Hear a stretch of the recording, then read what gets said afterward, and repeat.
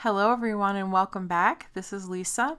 Today we're going to be making a shaker card that's a little bit different than the traditional ones that we usually make. We're going to be using tulle, which makes it look a little bit like fishnet. So the stamps that we're using is Magical Mermaid, and what we're putting in there is the Tranquil Texture Sprinkles. So as you can see, even though it's tulle, it still shakes around in there just fine.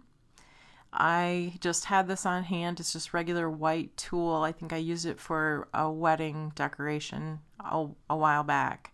So you can use any kind of tulle for this. And even though it's not made out of the usual window plastic that we use, they still shake around in there just fine. So here's the mermaid. I already colored her with Copics and cut her out. It took me a while, so I didn't want to have you sit through that. Okay, so the first thing we need is some shimmer white cardstock. The little sprinkles in the Tranquil Textures are shimmery like pearl, so they match the shimmery cardstock really well. And then we're also going to need a 4 by 5.5 piece of thick white cardstock. And we're going to need some masking paper. Now this is just, I've been using this, it works good. It's just some Avery 6465. They're removable labels and they work great for masking paper. So what I'm going to do here is cut out sort of a form maybe of the bottom of the ocean, just little hills or what have you. And then I'm going to cut the bottom part of it off because I don't need that much, and save that for another project. Okay, so I'm putting down my masking paper here and I'm trying to decide how low I want that to be. And what's great about this paper is once you put it down, it also holds your card in place, so your card's not scooting around. We're going to be doing a lot of sponging, so I've sped this up pretty quickly. I'm using lemon lime, this is lemon lime twist, I'm sorry, to try to make it look like some sun is coming from down into the water. The next color I'm using is Pool Party to sort of blend that together.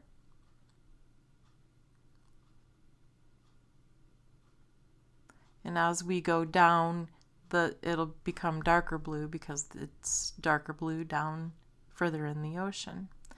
This is Coastal Cabana that we're using. I'm really happy they brought this color back. I love it.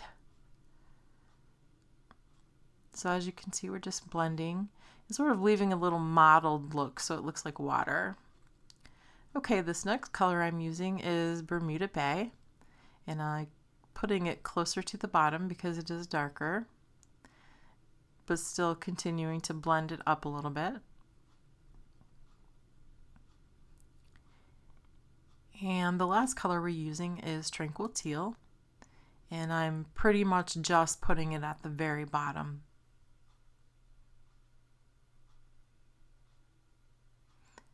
Okay, now it's time to stamp. We're going to put our little greenery in here. I'm using Memento Black. I'm sorry I didn't show you that. So I'm going to stamp 2, 1 on either side.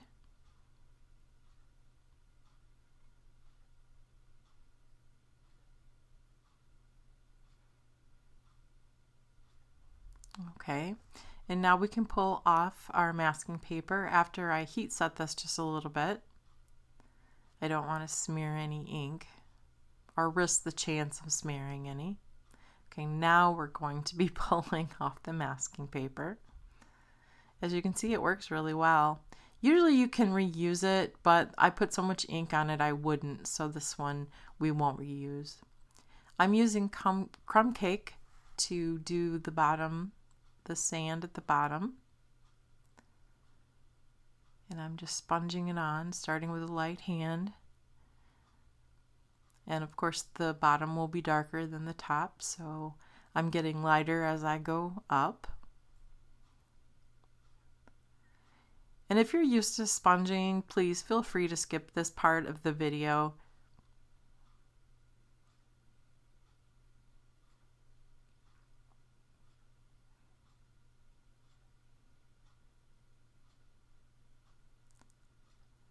Okay, so you can see I'm leaving a little light at the top there, sort of a reflection of the light coming down. Next, I'm going to use this other stamp that's in this set and just create a little texture at the bottom on that sand.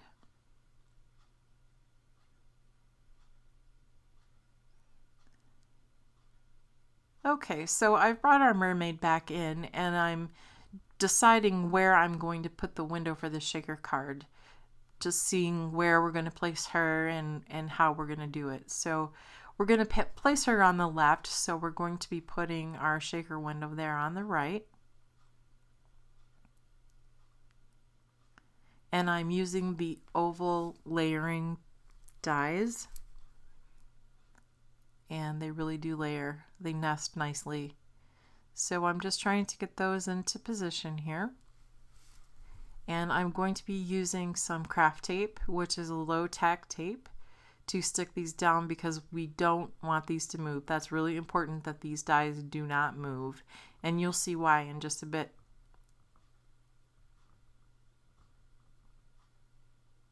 So I'm getting my Big Shot platform out.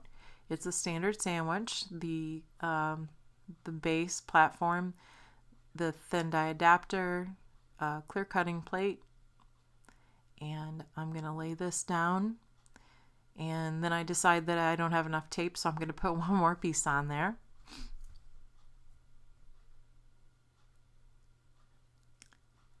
Okay, now I'm going to run it through the Big Shot, and I'll be right back. Okay, now we're back.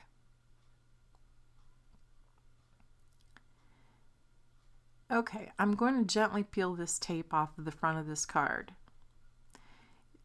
I flipped it over to show you that on that oval we need to place just a small tiny amount of snail. This is just to permanently, or not permanently, just temporarily hold it in place. I got ahead of myself with the taking the tape off of the die. Sorry about that.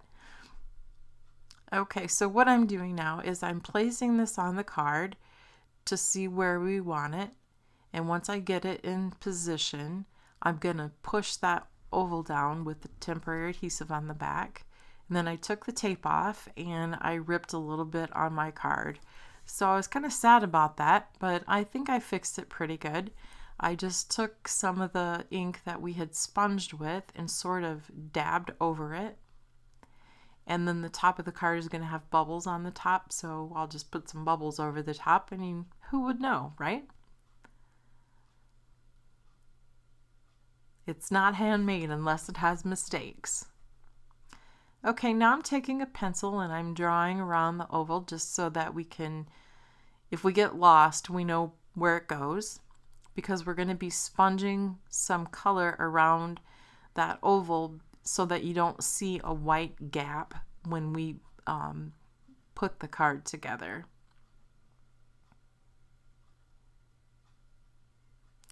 It doesn't really matter how deep or anything, just so that it's not white.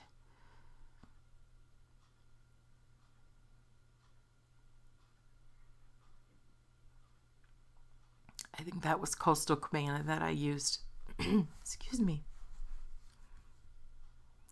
Okay, so now we can see how this is all going to fit together.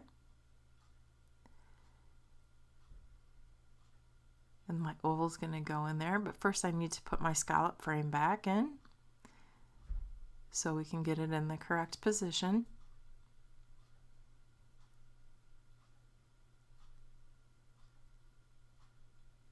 And there we go. We're lining up just perfectly.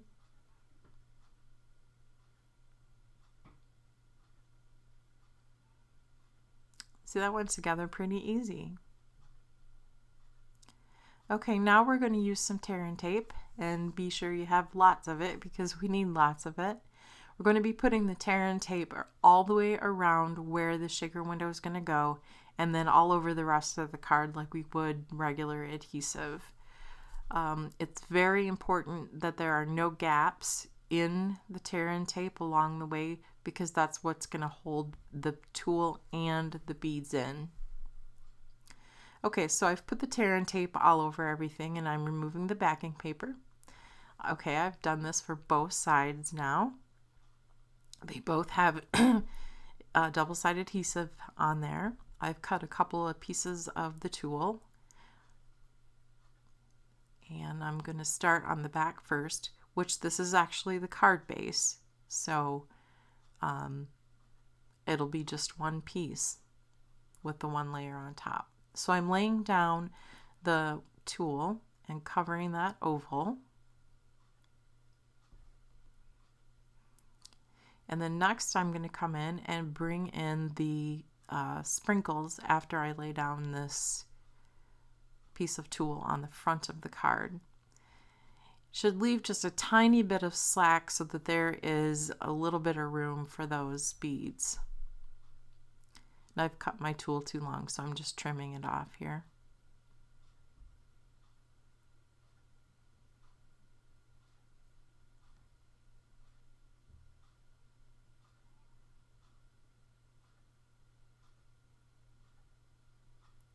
Okay, now I'm bringing in my sprinkles, and this is just how I store them. There's actually 2 little jars of the sprinkles in here.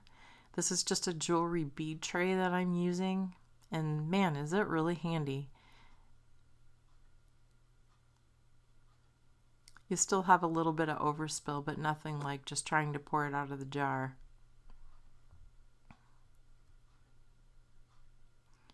So I think I'm going to add a little bit more here. Aren't these pretty? I just love them.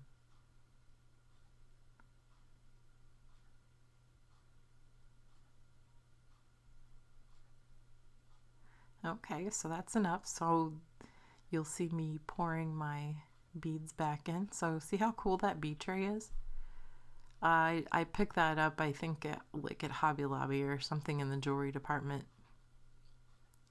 Okay, so now we're ready to go and just lay our card front down.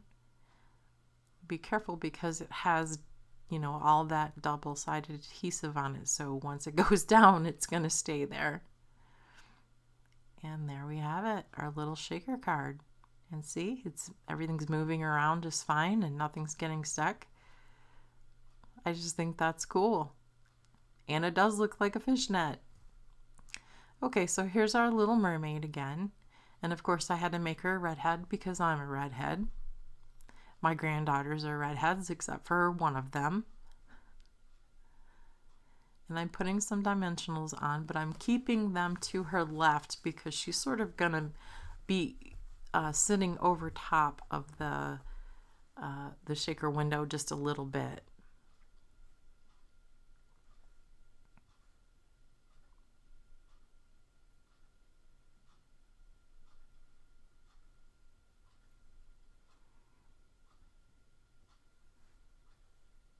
And here, excuse me, here we are with our finished card. Isn't that cute? Pardon my throat and my nose, I'm just having seasonal allergies. So I've turned off the light maybe so that you could see better. So that's that. I hope you enjoyed the video, and see inside you can write your little message and it will mail perfectly because it's pretty much flat. So thank you for joining me today and spending your time with me. Please subscribe to my channel. I'm really trying to get it to grow. You can click on my head or the red button below. So thanks again, and I hope you have a wonderful day. Until next time, happy crafting.